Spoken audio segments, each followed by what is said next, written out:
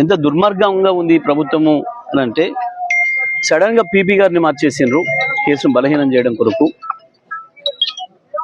పీపీని మార్చినప్పటికి కూడా మా వాళ్ళు సాక్షులు కానీ కుటుంబ సభ్యులు కానీ ధైర్యంగా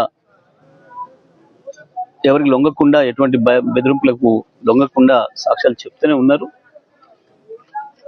ఇటువంటి పరిస్థితులలో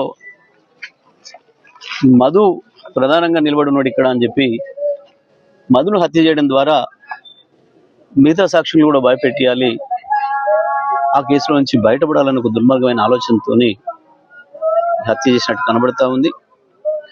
దీంట్లో చాలా స్పష్టంగా పోలీసు వైఫల్యం కనబడతా ఉంది.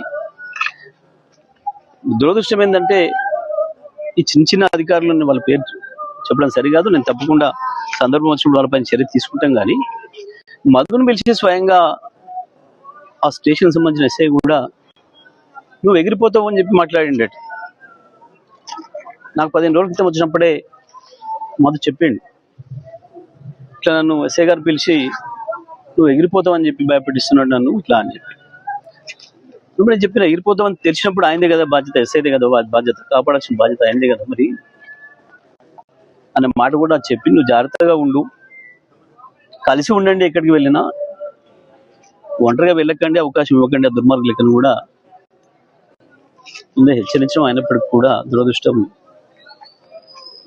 మధును ఏదో పంచాయతీ ఉంది మాట్లాడాలి రమ్మని చెప్పి నమ్మించి తీసుకుపోయి కిరాతకంగా హత్య చేసింది.